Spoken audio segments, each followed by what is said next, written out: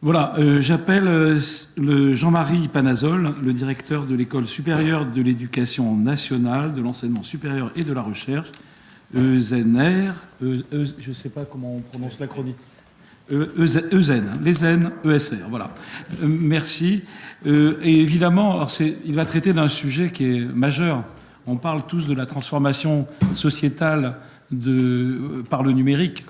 Et évidemment, nos étudiants arrivent dans nos universités après avoir subi, on l'espère, une véritable transformation depuis la maternelle. Et on sait même que nos enfants, avant même d'aller à la maternelle, commencent à utiliser des tablettes et des smartphones dès l'âge de 18 mois ou même avant. Donc c'est assez étonnant. Cette mutation numérique fait que nos étudiants ont changé et changeront grâce à cette préparation qui est menée par l'ensemble du système éducatif en amont des établissements universitaires. Monsieur le directeur et cher ami. Oui, je voudrais juste prendre la parole une minute et remercier vraiment très sincèrement Jean-Marie Panazol qui est un des gros contributeurs à l'organisation de cette journée, à la fois en sonnant et trébuchant et surtout en qualité de soutien et de participation des personnes qui l'entourent. Donc merci beaucoup, monsieur le directeur. Bien, bonsoir à tous et à toutes. D'abord, je voudrais peut-être expliquer pourquoi je suis là. Merci de ces remerciements, mais ce n'est pas uniquement en tant que contributeur. En effet, l'École supérieure de l'éducation nationale de l'enseignement supérieur de la recherche, l'acronyme EZNESR, voilà, n'est pas un établissement d'enseignement supérieur. Et donc, je me dois quelques éléments d'explication. Pour vous dire que, bien évidemment, nous travaillons à la formation des cadres de l'éducation nationale de l'enseignement supérieur de la recherche. Donc, nous intervenons dans la formation des cadres, notamment administratifs, les DGS, les DRH, les DAF, dans les universités, dans les établissements d'enseignement supérieur. Mais surtout, et c'est sans doute peut-être le plus important, nous travaillons avec les universités et avec les laboratoires de recherche qui nous aident, au travers de leur contribution aux résultats de la recherche, à mettre en place, expérimenter, j'en parlerai, et surtout mettre en place un projet assez révolutionnaire, je pense, de formation des cadres par et pour le numérique.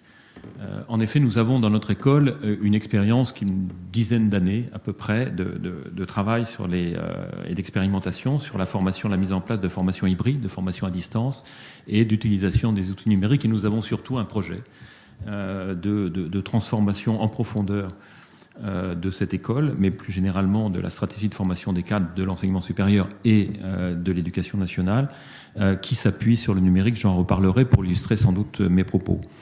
Alors évidemment, cette question, le sujet qui m'a été proposé, la transition numérique du scolaire au supérieur, est un sujet, vous l'avez précisé, extrêmement vaste et qui finalement embarque, j'ai l'occasion d'en apercevoir en écoutant les interventions de cet après-midi, toutes les problématiques qui ont été évoquées et qui tiennent finalement au pouvoir de transformation du numérique.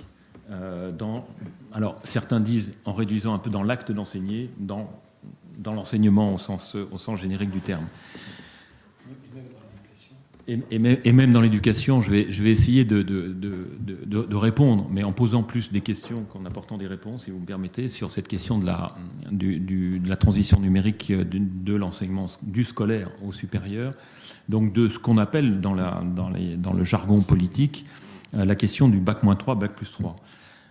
Finalement, le sujet est assez facile à cerner. Il s'agit de voir, quand on aborde cette question dans cet ensemble-là, c'est-à-dire d'un élève qui se projette, ou que l'on aide à se projeter dans un avenir universitaire ou supérieur, et au-delà, dans un avenir professionnel, comment travailler à sa réussite et comment l'aider dans ces transitions qui sont des transitions pas du tout évidentes, sans vouloir être trop long, chacun en tête la difficulté. Et il suffit de reprendre les orientations et les principes des différentes lois sur l'école. Je ne fais pas uniquement référence à la dernière loi sur la refondation de l'école, mais cette question de la transition entre le primaire, le secondaire et l'enseignement supérieur, et combien cette question, avec toutes les questions de changement de culture que l'on impose aux élèves, étudiants et au-delà, est un sujet difficile et compliqué. En quoi est-ce que, si je veux un peu développer cette question, la problématique du bac-3, bac+3 est vraiment d'essayer d'étudier, enfin de préparer un élève, futur étudiant, à son orientation, de franchir les étapes sans rupture, essayer de franchir les étapes sans rupture, de sortir du cloisonnement, et vraiment d'appréhender progressivement de nouvelles cultures, de nouvelles façons d'enseigner, et de progresser dans sa construction même de citoyen. Parce que finalement, l'enseignement, ce n'est ni plus ni moins qu'une problématique qui renvoie à cette question de la construction citoyenne. Et le numérique, en ce sens, ouvre des perspectives qui sont particulièrement intéressantes. Et c'est, je pense, sur ce point-là qu'il faut revenir. Je prends le risque de répéter certains éléments qui ont été évoqués au travers de l'illustration des questions et des exemples qui ont été traités. Si l'on accepte la définition du mot transition numérique, donc passer d'un état connu à un autre état connu, mais sans connaître vraiment le chemin pour y arriver, on voit immédiatement émerger les questions qui peuvent se poser et les opportunités qu'offre le numérique par rapport à cette question d'aider un jeune à franchir ces étapes. Et en admettant aussi l'idée, et là je réserve un sort et j'écarte les représentations ou les débats un peu stériles et faciles de l'enseignant supérieur qui dit le collégien, le lycéen est mal formé, ou de l'enseignement scolaire qui dit c'est l'enseignement supérieur à s'adapter à. Si on veut essayer de dépasser, de voir en quoi le numérique nous permet justement de rentrer dans un continuum, de construire ce continuum entre le bac-3 et le bac+3, on voit que on a derrière ces questions, et on voit se profiler et là je vais aborder une des premières questions, qui est comment est-ce qu'on gère cette transition entre ce que je vais faire une référence à quelqu'un qui est assez connu, les humanités numériques, Milad Oueri, qui parle des humanités numériques et qui donc affiche une rupture par rapport à une autre conception de l'enseignement, qu'il soit scolaire ou universitaire d'ailleurs, on voit bien. Et donc là, la première question qui se pose, c'est effectivement comment est-ce que dans l'enseignement, nous allons nous intégrer cette question, ce transfert, ce passage à un nouveau paradigme finalement qui va au-delà des outils. Et là, je voudrais aussi donner le résultat de l'expérience que nous avons, nous, à l'école, en matière de formation d'adultes et de formation des cadres, c'est que la question du numérique n'est pas une question d'outils, c'est pas une question technologique. C'est d'abord une question de rapports humains. Ce sont des rapports sociaux, des rapports sociétaux, des rapports au savoir qui changent, et ça n'est certainement pas une question de tablette ou une question d'Internet ou de Wi-Fi ou que sais-je encore. On est vraiment dans la transformation d'un modèle et de principes pédagogiques, mais ça a été évoqué d'ailleurs, pardonnez-moi de répéter les choses qui ont été dites à cette table, de transformation des rapports pédagogiques entre des parties prenantes, des enseignants, des élèves, des étudiants, et qui conduisent à travailler travailler cette question du continuum en se posant d'abord la question de la transformation des rapports sociaux. On voit bien, ça a déjà été dit, que l'introduction du numérique, c'est une façon de travailler beaucoup plus transversale. On a parlé, ça a été évoqué, on a évoqué la question des communautés, on a évoqué, et a été évoqué dans certaines interventions, l'horizontalité, la réticularité des processus de conception et des formations. C'est un élément tout à fait fondamental qu'il faut complètement intégrer dans ce que j'appelle le changement de paradigme, les nouveaux principes pédagogiques, si je puis dire. Et c'est pourquoi quel est le lien avec le bac-3 et le bac+3 ? Parce qu'on voit bien que ces principes pédagogiques, ils valent aussi bien pour des enfants du collège, des élèves de lycée, que pour des étudiants, que pour des adultes. toute la littérature universitaire française et étrangère. Nous travaillons beaucoup, nous sommes en partenariat avec des universités françaises, mais aussi des universités étrangères, canadiennes en particulier, la TELUC, avec laquelle nous organisons un colloque sur la question de la transformation des organisations éducatives à l'ère du numérique et de la mobilité au mois de novembre. Eh bien, tous les travaux de recherche conduisent à dire que le numérique donc, pose des nouveaux principes pédagogiques qui s'adaptent à n'importe quel public, pas seulement un public d'adultes, pas seulement un public d'enseignants. Donc cette question, elle est tout à fait essentielle dans la nouvelle approche de l'enseignement. Un autre élément aussi, une autre question qui a été évoquée, mais sur laquelle je me permets de revenir, c'est l'impact du numérique sur la transformation des espaces de formation. Nous avons à l'intérieur de l'école acquis au travers des expériences une absolue certitude qu'il faut complètement reconfigurer les espaces de formation. Je ne sais plus si à l'avènement du numérique, on peut rêver, nous aurons encore besoin d'amphithéâtres de ce type, et je ne sais vraiment pas si la configuration spatiale de nos écoles, de nos universités restera la même. Tout ce que je peux vous dire, c'est que dans le projet que je porte aujourd'hui, qui s'intitule de façon un peu facile, enfin commerciale, on me pardonnerait, ZNESR 3.0, 3.0, vous voyez, j'ai franchi une étape, il est clair que nous envisageons de réaménager complètement les espaces de formation. Mon école, enfin l'école, pour ceux qui la connaissent, elle est fondée sur le modèle des années 80, hein, c'est, sans reprendre la figure de Dubé, mais voilà, c'est la classe, c'est l'enseignant qui regarde le savoir et qui ne regarde pas les élèves, et c'est une conception spatiale qui est une conception complètement datée. Et aujourd'hui, les phénomènes d'apprentissage, grâce au numérique, mais pas que, dans le domaine du présentiel, se traduisent par une porosité complète des espaces. L'apprentissage formel, informel se fait autant par les échanges entre formés ou apprenants en dehors des espaces consacrés à la formation que dans les espaces consacrés à la formation.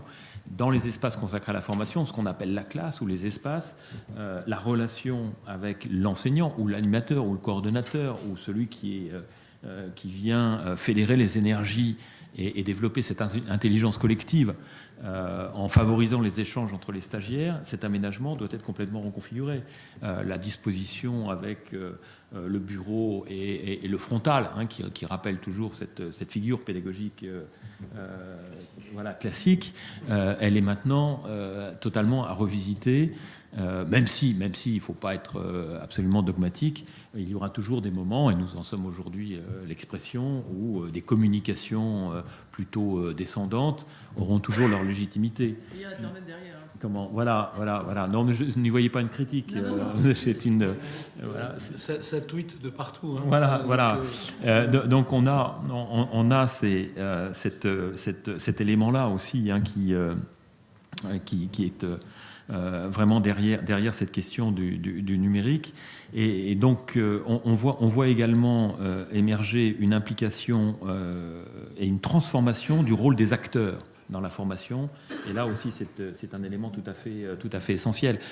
Sans une implication forte, alors de ce qu'on appelle, dans le jargon pédago, les apprenants, et non pas une implication telle qu'on peut la concevoir, complètement statique, je prends des notes, j'écoute, ou alors je regarde sur mon portable ce qui se passe, etc. Mais une interaction permanente entre les acteurs, entre les apprenants eux-mêmes et avec l'animateur, le prof, peu importe son statut, les choses doivent complètement évoluer. Donc cette transformation de la place des acteurs et de leur rôle, hein, et donc l'engagement au sens fort du terme, qu'il y a derrière cette transition numérique, elle est tout à fait déterminante. Et ce faisant, je répète, on voit bien que ces principes pédagogiques qui sont à l'œuvre et cette transformation induite par l'irruption du numérique, elle permet finalement de décloisonner et de réduire la taille des ruptures qu'il y a entre les niveaux d'enseignement, qu'ils soient du primaire, du secondaire ou du supérieur, puisque finalement elle conduit à, dans une à proposer une démarche d'acquisition des connaissances et des compétences derrière, les deux étant de concepts, enfin je ne vais pas le développer, mais étant fortement liés dans cette démarche-là, qui conduit à revisiter bien sûr la façon et le cloisonnement, une forme de cloisonnement disciplinaire, ça c'est aussi un autre sujet qui est tout à fait essentiel, hein, et donc de ce fait favorise les transitions et favorise alors, notamment dans ce qui concerne le bac-3, bac+3, la transition entre le secondaire et le supérieur, du moins il faut l'espérer. Cette forme de révolution, d'ailleurs, elle n'est pas propre au secteur de l'enseignement. Toutes les administrations, toutes les organisations, au sens le plus large du terme, sont concernées. Et c'est pour cela que nous sommes, je le redis, nous devons toujours avoir en tête que nous sommes là, non pas en présence d'une révolution technologique, mais d'une révolution sociale, sociétale et économique également économique. J'ai entendu parler du modèle économique, la question du modèle économique pour certaines des organisations qui s'engagent. Il est clair et j'adhère totalement à certains propos qui ont été tenus sur le fait que le numérique ne nous permettra certainement pas d'économiser le moindre fifrelin en budget d'éducation. On transforme les budgets, on les déplace, on les utilise complètement différemment, mais on n'a certainement pas d'économie que les turiféraires de Bercy se rassurent, ou du moins continuent à trembler. Le numérique va au contraire augmenter les coûts de formation fortement, ne serait-ce que parce que ils introduisent, là je fais une petite incise, une forme d'agilité. L'expression, je pense, est maintenant dans le fonctionnement des organisations et dans les réponses. Voilà. Dans les réponses que nous pouvons apporter aux formations, qui fait qu'on va être obligé d'amortir sur un temps beaucoup plus court des formations et les actualiser et avoir une ingénierie pédagogique qui est beaucoup plus coûteuse que l'ingénierie pédagogique traditionnelle. Ah, mais bien sûr, nous sommes sur une question d'efficience. Et c'est là aussi où il faut, me semble-t-il, je m'écarte du sujet de la transition bac-3, bac+3, pardonnez-moi, mais c'est un sujet qui me semble suffisamment passionnant. Il faut voir aussi en matière de formation, la fantastique avancée du numérique, là où nous sommes, je ne sais pas quelle est la capacité de cet amphithéâtre. 200, voilà. Là où, dans une forme traditionnelle, nous avons la capacité d'aborder, de travailler avec 200 happy few. Lorsque nous aurons, comme c'est le projet dans l'école que je porte, un campus virtuel, eh bien nous serons en capacité, je serai en capacité dans mon école de former 1000, 2000, 3000, 4000 personnes qui, connectées avec leur avatar dans un monde immersif, pourront bénéficier des mêmes interventions que vous, pourront interagir via Twitter, via tous les outils dont nous pouvons disposer pour venir m'interrompre, venir vous poser une question, obtenir une réponse, venir contribuer aussi dans une logique d'intelligence collective à la réflexion globale. Et vous voyez bien qu'en termes d'efficience, cette fois-ci, nous franchissons un cap tout à fait considérable. Et j'en profite aussi, j'ai entendu tout à l'heure une interrogation autour, est-ce que le numérique ne va pas tuer le présentiel ? Non, certainement pas. Par contre, il en modifie considérablement la nature même. Et ça n'est pas une vue de l'esprit, ça n'est pas une représentation théorique, je ne suis pas en train de faire la prospective. Nous en avons, comme je vous l'indiquais, dans mon école, avec quelques années d'expérience et de retour d'expérience sur les mises en œuvre, nous en avons une certitude. Le taux de croissance d'activité de mon école, le taux de croissance de l'activité numérique est identique au taux de croissance de l'activité présentielle ou l'inverse. Voilà. Donc on a par contre effectivement les présentiels changent complètement de nature. C'est une évidence. On parlait de la classe inversée et du coût de la classe inversée, du coût pédagogique de la préparation de la classe inversée. C'est vrai, ça je confirme. Par contre, vous avez là un changement total de relation en présentiel. Avec une articulation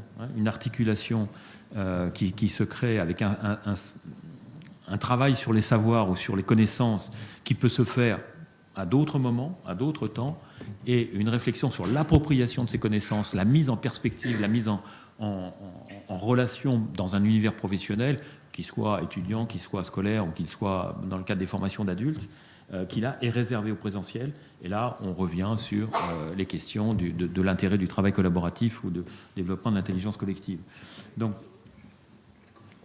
quelques mots de conclusion. Ben oui, mais alors vous voyez, je suis vraiment... voilà, donc cet élément-là, c'est quelques réflexions, donc m'ont conduit, je l'ai dit, à proposer aux autorités de tutelle une profonde réorganisation de la structure que je dirige pour intégrer complètement ce nouveau paradigme du numérique. Et donc, dans le cadre de la formation des cadres de l'éducation nationale, en partant du principe qu'en formant les cadres, nous espérons évidemment pouvoir impulser et travailler sur cette révolution numérique dans les outils pédagogiques qui seront mis en œuvre, aussi bien au niveau scolaire qu'au niveau de l'enseignement supérieur. Et je le répète, ce qui me permet de dire qu'on est là dans une étape qui prépare véritablement à la mise en place de ce continuum Bac-3, Bac+3, c'est que justement, au travers du numérique, grâce au numérique, nous aidons véritablement par le caractère invariant des solutions pédagogiques nouvelles que nous tentons de promouvoir grâce au numérique. Nous travaillons sur cette question, me semble-t-il, des transitions scolaires et universitaires.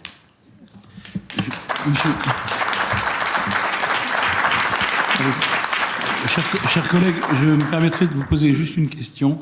Est-ce qu'éventuellement, vous savez, quand Geneviève Fioraso était ici, elle a travaillé sur le concept de l'égalité des chances et de l'amélioration de l'égalité dans la réussite, en particulier étudiante, grâce peut-être aux apports de cette pédagogie renouvelée grâce au numérique. Est-ce que vous pensez qu'on est dans cette voie, qu'on avance vers des résultats meilleurs pour une plus grande quantité de nos étudiants, un plus grand nombre? Écoutez, je ne suis pas suffisamment expert pour répondre très précisément à la question. Ce que je peux vous dire, c'est l'expérience que nous avons au sein de notre école. C'est une forme d'égalité des chances, c'est-à-dire la question de la continuité territoriale. Lorsque nous avons des cadres de l'enseignement supérieur ou de l'éducation nationale qui sont distants pour certains de plusieurs milliers de kilomètres et qui doivent néanmoins bénéficier des formations à l'identique de ceux qui géographiquement sont plus proches, les outils numériques et la formation à distance est là vraiment un facteur d'égalité des chances. Nous rapprochons les territoires. C'est une façon de répondre. Je pense que l'accès au savoir, là, je me permets peut-être de répondre. Voilà. L'UNESCO, après. Voilà. Mais à partir du moment où on se garantit qu'il y a une égalité d'accès au savoir via les outils numériques, on travaille avec la question. On se repose la question quand même derrière du modèle pédagogique, parce qu'on sait très bien que l'accès au savoir n'est pas à lui seul garantie de réussite. Merci beaucoup.